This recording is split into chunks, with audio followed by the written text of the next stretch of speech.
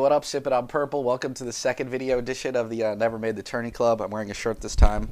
I have my guitar with a picture of Pat Houlihan on it behind me, so everything's good to go. There's only 2 games on tonight, so we're going to start by taking a look at some of those who have passed away in the Never-Made-The-Tourney Club since we last spoke. We're going to start with the Atlantic Sun Conference. I was corrected in the comments. The Atlantic Sun is actually my second favorite sun, behind Capri Sun. Coming in third, the Sun. Florida Gulf Coast, the Eagles, whose name I couldn't remember in the last video for a second, actually put on quite a run. They made it to the conference finals and were actually up 13 on Belmont, who has pretty much been the only relevant team ever from the Atlantic Sun Conference in past years and are now leaving the conference.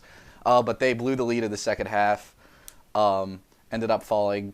Good try by the Florida Gulf Coast Eagles. Keep on repping the side of Florida everybody forgets about. But sadly, they are still in the Never-Made-The-Tourney Club for another year.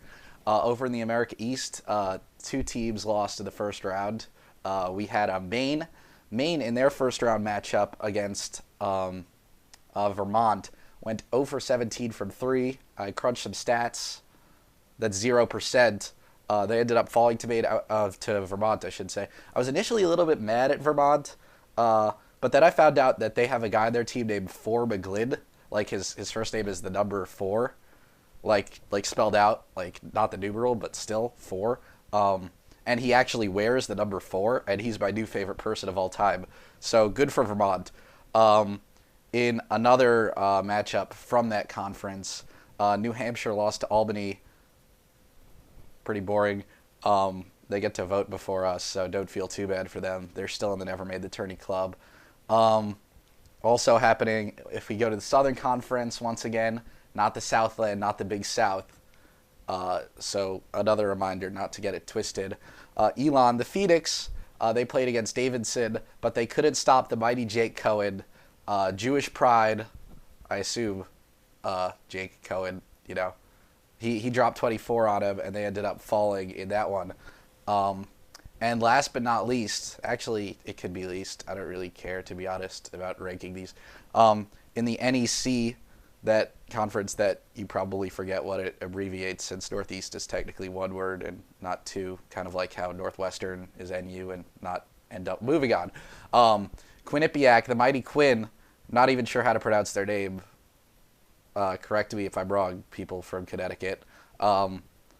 Almost pulled off an upset over LIU, Long Island University in Brooklyn.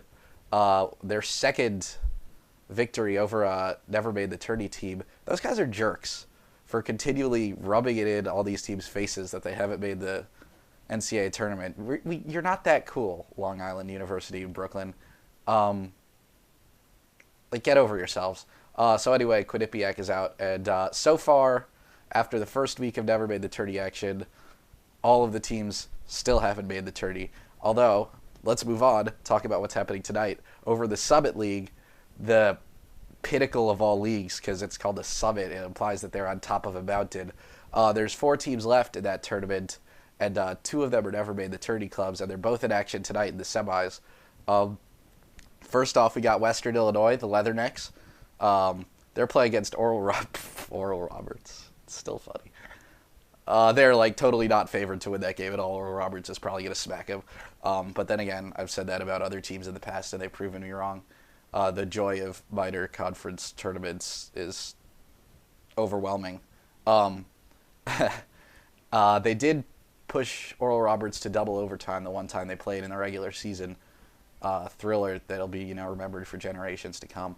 The other matchup is South Dakota State, the less appealing of the 2 SDSUs in the world, who are actually like a top 50 or so team on KenPom. They're very good. They only lost 3 games in conference this year, and they're the number 2 seed, and they are playing somebody. They'll figure it out.